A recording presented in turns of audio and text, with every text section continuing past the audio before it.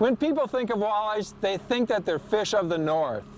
We're here today in the south, Bull Shoals Reservoir in Arkansas, and this is a fabulous place to fish. My son Chase and I just got done with the tournament down here. We both did real well, and we're using a technique called contour trolling. So I'm going to go out with Chase today, and we're going to literally show you how to do this technique. It's awesome. Catching a lot of fish as we go. We're going to see all kinds of species come over the side of the boat. So follow us, and you too may get your next bite. Duck cows. Look at all the carps. Could be about the size of the walleyes we catch. Yeah.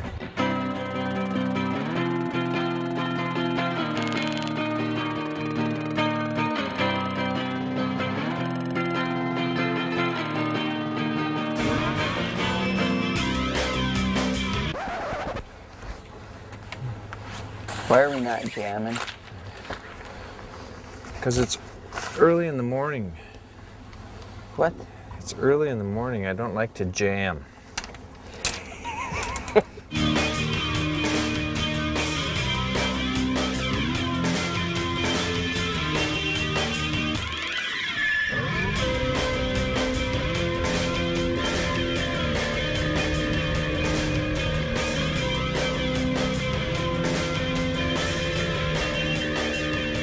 You got one right here, Dad. We do? Yep. Oh man, he must have just drilled it. You actually saw it when it hit, huh? Yeah, it hit real hard. I saw it when it was doubled back. How's he feel? It's coming up nice and steady. Boy, your rod's it's got some weight nice. to it. Yeah. I'm gonna slow the boat down a little bit. I haven't seen him yet. Oh, there he is. It's a walleye. It's a wallard. It's a nice one. It's a really good one, Chase.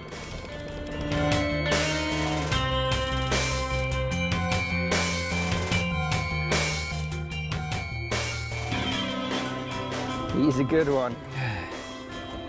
I'll tell you Man, what. did he hit that hard. We're in Arkansas, and getting walleyes in this reservoir is full of these big fish. He's a beauty. Nice job catching him.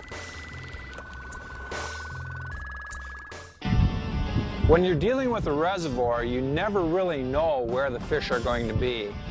We decided that trolling would be a good way to cover water. We have a reservoir here that's really got a lot of rocks, not a lot of weeds, so we can cover water as long as we have our lines set up, locating the fish. After a period of time, we found out that the walleyes are actually relating to shorelines that have a medium drop to them, not cliffs, but not tapered flats either. They have a medium drop to them, and they'll have shoreline rock that's probably, baseball sized, maybe up to softball size. The shad in this system are spawning right now, and they're coming up shallow in schools that are huge, and every game fish in the system is following the shad up.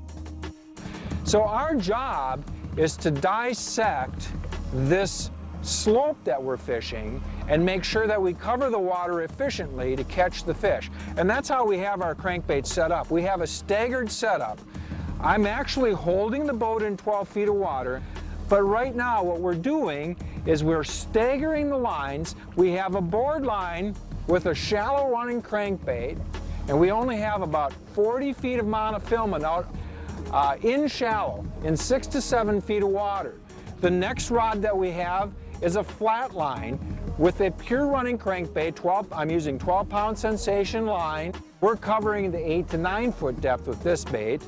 This is a lead core rod. So the lead core line allows me to drop the bait fast.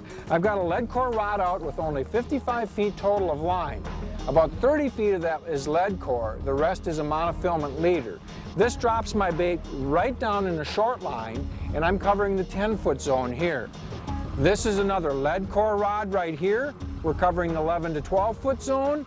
And right here, I'm covering the 12 to 13 foot zone with a little deeper diving crankbait. So if you look at the slope, we're going bing, bing, bing, bing, bing down the slope, covering the slope very thoroughly, and literally any game fish that's there is going to end up having a crankbait go by it.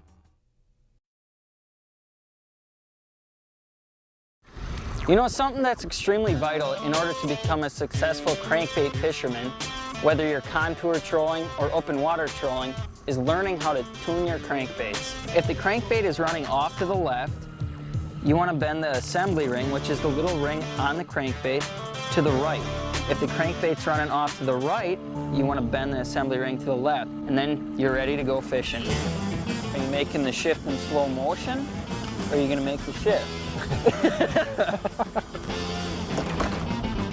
Feels like he's got some weight to him. Yeah, he does. He kind of tried to pull when I was getting the board. Ooh. He hit hard, kind of like a catfish. If it would be me, it'd definitely be a walleye, but I know it's got to be a catfish for you.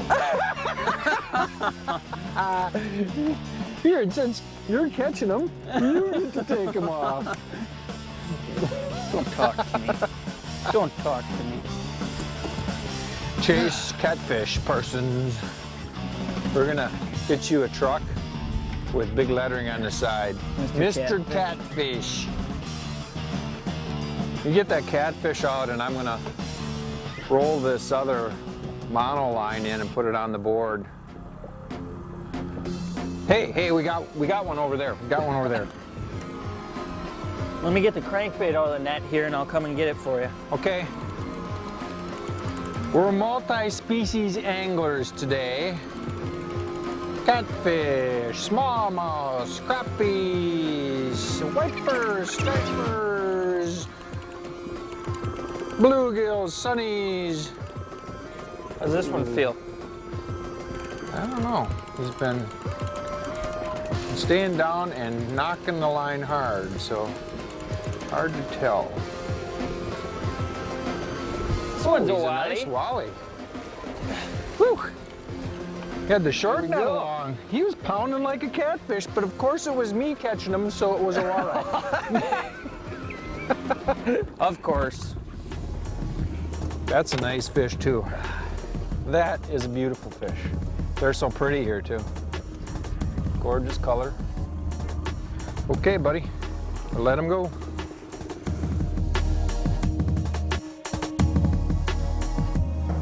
Contour trolling is an art form. Boat control is critical. We use little kicker motors with tiller handles so that we can go back and forth and make real sharp turns to stay on the drop-off. However, our boats are getting bigger. You look at an 18-foot boat and above, it's hard to swing the bow back and forth fast enough to keep on the drop-offs for all the little nooks and crannies and turns that you have to negotiate through. So what we're using today is a combination of the trolling motor in the bow and the kicker in the back.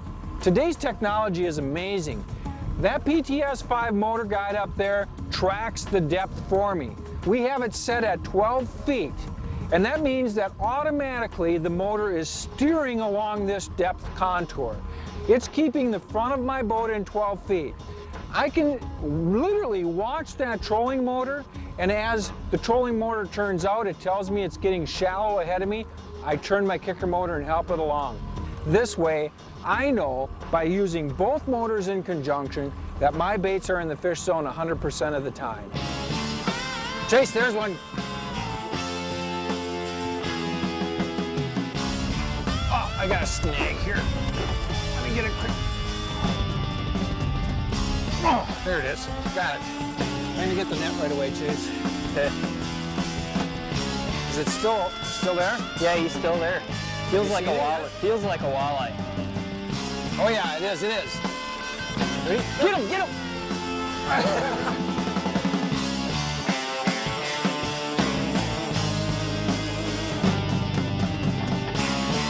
Yeah.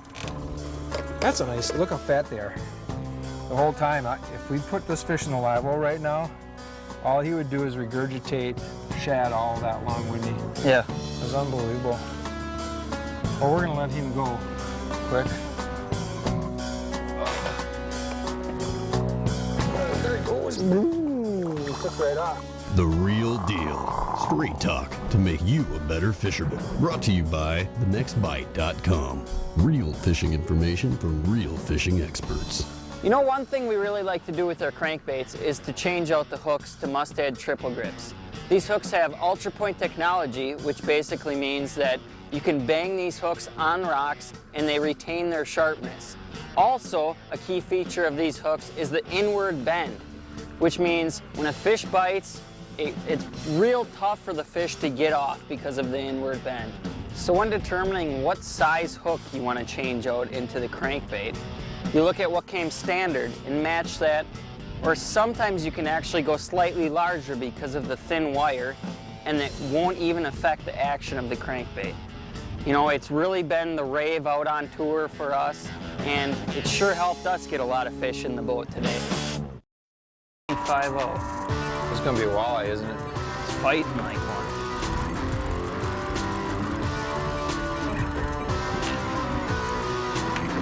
Oh, it took off. I didn't really see for sure what it was. I didn't either.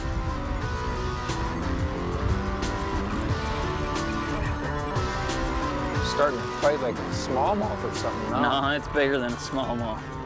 Smallmouth can get pretty big. It's bigger.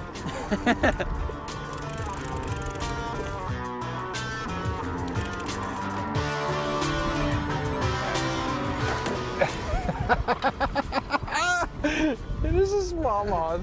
Of course, it was unfair. I saw it. Did you? Yeah. Again? Listen, you're such a loser. During the course of the last year, I've actually changed my mono applications for trolling. This line that I'm using today on both my mono reels and also on the reels, on the leaders for the lead core, is called Berkeley Sensation. What that is, it's a line that has a moderate amount of stretch. It's not near as rubber bandy as regular mono, but more importantly, it's also very thin in diameter. So it allows me to use a 12-pound test line for pulling out of the snags. These crankbaits will have the same diving capability as they would with 10-pound test. So it gives me a little more versatility in my setups. It gives a little bit of shock absorption to the lead core situations, but yet maintains a lot of strength. Oh yeah, it's a walleye. It's a walleye. Is it? Yep. All right. Where we fish for walleyes, where I've spent my whole life fishing for walleyes, this is a 16-inch, 17-inch fish right here. This fish is actually a very good size for eating and probably the bread and butter walleye size of the Midwest. But down here, they have an 18-inch minimum size on Bull Shoals Reservoir. And so the fish that you get, this one wouldn't even cut the mustard. They've got to be 18 inches or bigger. We're going to let this little guy go.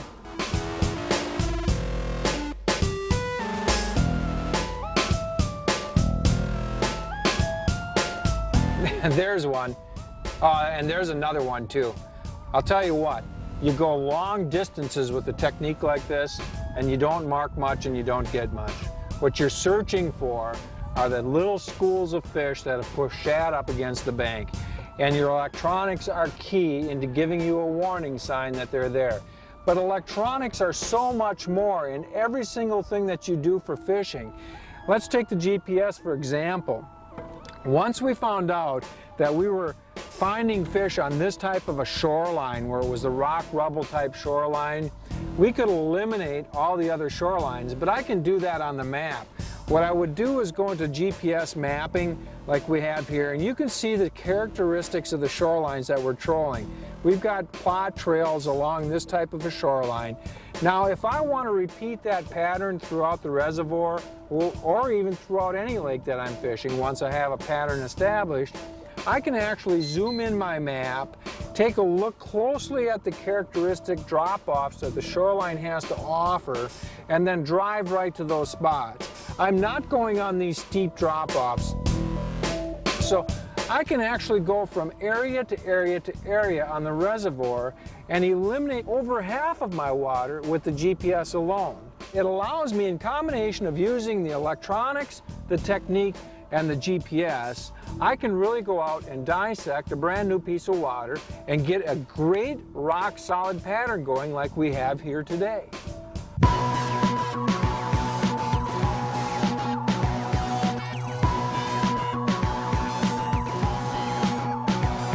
Good fish. This is a nice one, Chase. Woo. Oh, yeah. There you go.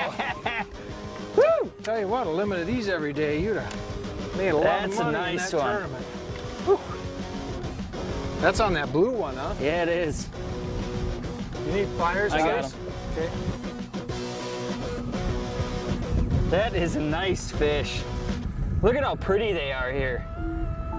You're really yellow on the sides and they're all really fat too. Doesn't get any better than that.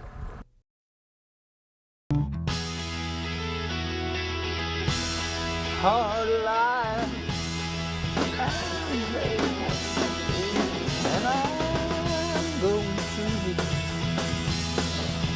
Let's put this stinky thing back. They're not stinky. Fun, look how long his feelers are. Really? He's talking to us.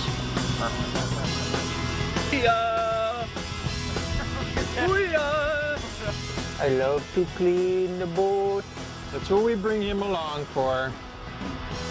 The boat boy. Yes, they're jamming.